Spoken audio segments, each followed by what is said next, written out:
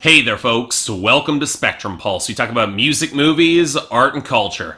And today we're going to be talking about the sophomore album from SOHN called Rennen. You know, there's something I've been thinking about ever since The Weeknd released Starboy and called out a bunch of R&B artists for copying his old style. And here it is. Where are all these copycats? Seriously, I've been covering hip-hop and R&B for the past couple of years on both the Hot 100 and the Underground, and for as many people who have ripped off Drake or Future pretty blatantly, The Weeknd doesn't really seem to have the same group of imitators, at least not now, mostly because his style and content have a fair amount of unique identity and flair that's kind of harder to replicate. Sure, there have been those who have mimicked some of the content, but it's not like bleakly framed debauchery was totally foreign to the R&B charts. Hell, even if you go into the darker or more experimental PBR&B acts, okay, fine, indie R&B, many of them have charted their own course. It's not like How to Dress Well or Miguel stayed in that lane with later records over the past 2 years. Okay, so what about acts like SOHN? An English singer-songwriter, you could definitely make the argument that with his higher crooning delivery, the bleak lyrics, the melancholic tone, that he could be seen as in a similar lane when he dropped his debut album Tremors in 2014, arguably the peak of that sound's popularity. But going back to that album, I'm not sure how viable that comparison is. The tones that SOHN chose were more blocky and electronic, inspired more by chiptune or Kanye West autotune experiments more than The Weeknd's brand of chilly gothic abrasion. Kind of a shame, really, because I didn't find Tremors interesting. I can see why people like the tonal balance of some of the vocals, and when it did pick up more of a groove, it was indeed pretty solid, but beyond that I tended to find it a little underwritten and meandering. Decent ambient and electronic textures, not really adding up to solid songs. But hey, that can happen with a debut. Maybe it would feel more refined and tighter on his sophomore album, Rennen, which came out this year, and thanks to Patreon, managed to climb its way onto my schedule. So, okay, how is it? Honestly, after giving this a fair few listens, if this hadn't been on my Patreon schedule, I can almost guarantee I would never review it, even if I'd heard it. Because, yes, you can make the argument that this is a little better than Tremors. It's a little bit more refined and tightened. There are parts that hit a little bit harder with more aggressive punch, and yet, it's not at all interesting or memorable, and the parts that probably are probably shouldn't be. In fact, what Rennen reminds me of the most of immediately is a cross between Zayn's debut album Mind Over Matter and Anoni's Hopelessness, both released last year. Now, in my opinion, it's not as bad as that latter record, but that's more a factor of this being too underwritten in its ideas to really piss me off. So in fact, let's start with the writing, shall we? Now, as you could expect for somebody writing in this genre, SOHN's lyrical themes center around moody feelings of depression and helplessness in the face of far larger evils, people doing whatever they can to survive and him trying to trace a very uncertain path. And yes, there are plenty of political allusions, from global warming on Conrad to the rise of authoritarian leaders on Primary, that yes, goes right to that Hitler comparison. Now, to SOHN's credit, even as he falls towards making some bad decisions or going in the wrong way for the wrong reasons, you get the impression that by the end of the album, he's at least gonna power through the feelings of hopelessness that run through the title track and ultimately come into a better, for a slightly, decidedly uncertain future. But note the word here, impression, because just like his last album, Rennen feels painfully underwritten. I get for this sort of ambient R&B, the idea is to say more with less, but none of the imagery and writing is all that captivating or original, and it doesn't become any more profound the more it's repeated. And that's where we get to the instrumental breaks on Primary or Harbor that seem to bookend each half of the album and don't really seem to encapsulate the themes or mood in the instrumental tones and melodies that were chosen, which leads to an awkwardly abortive conclusion that, yeah, I don't think really works. Granted, SOHN himself is not helping this with his sort of abstraction in his vocal delivery, which is definitely kind of frustrating. Yes, he's a good singer, especially in his falsetto, don't get me wrong about that. And for as bafflingly out of place as it feels when he opens up the album with 2 songs with a more bluesy tone and delivery, I actually think he handles them pretty effectively. He doesn't sound bad, but that's more because he follows these tunes with songs that have absolutely awful vocal production, either multi-tracking him with both higher and lower pitch-shifted vocals, think what they did on Heathens from 21 Pilots, or drowning him in so much reverb and autotune that it completely submerges any semblance of personality. Again, I get why it's being done. He's trying to emphasize a cavernous feeling of loneliness and despair and bleak darkness, but it utterly neuters any sense of personality that SOHN might have, and renders him even less of an overall presence. And look, the production doesn't really help this, most because SOHN SOHN doesn't seem to have a good sense of subtlety to intensify this sort of atmosphere. Nearly all the percussion is placed right to the front of the mix and feels blocky as hell, especially on Fallen, which places a very crisp cymbal line right to the front off of the bass beat that by the end of the song still ends up sounding kind of cluttered. And when that melody does take precedence is this huge wall of blaring chiptune-esque synth that doesn't remotely match the reverb-drenched vocals or the sharper cracks of percussion. And it's not counting tones like the watery synth against the popping mouth noises on Dead Wrong. And then brings in these big, buzzy, low tones that don't blend or fit together all that well, certainly not bringing any sense of groove or greater balance. It's one reason I actually like the bluesier elements on Hard Liquor and Conrad that opened up the album, the first two songs. The waves of hammering percussion and the buzzing vocals on the former, and the flattened, bassy synth tones with the well-positioned backing vocals on the latter. Both songs, they feel a little bit slapdash in the blending and mixing, and I'd obviously prefer My Blues a little bit more ragged and rough on more on the rock side, but at least they have some groove to them. Compared to the rest of this album,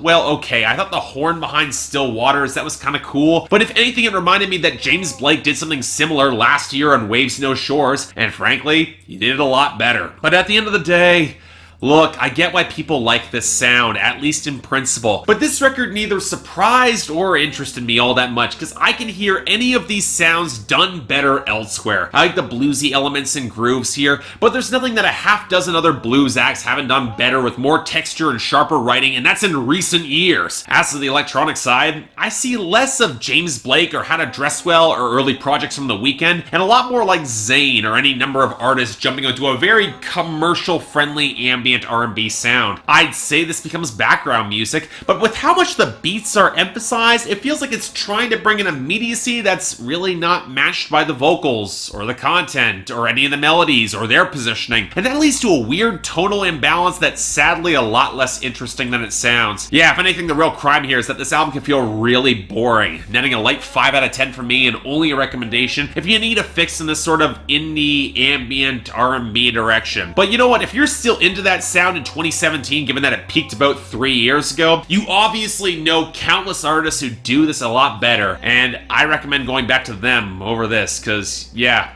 didn't do a lot for me. So yeah, thanks a lot for watching. If you'd like to like and subscribe, I'd be more than grateful. I had a link down there, so if everything I just described to you makes you want to buy the album, there's your opportunity. But I also got the poll up here, so everyone who wants to tell me how wrong I am, there's your opportunity for that there too. And anything else I might be able to do to improve my presentation, I'm all ears. And if you guys want to get more involved in my scheduling process, the link to my Patreon is right there. 3 times a week, you guys get to vote on which albums are coming up my schedule, and once a week, the higher Patreon contributors get to add records to my schedule, and in some cases even movies if they're at the highest level. Now, more details for that are right there, but until then, I'm Mark, you're watching Spectrum Pulse, and I'll see you next time.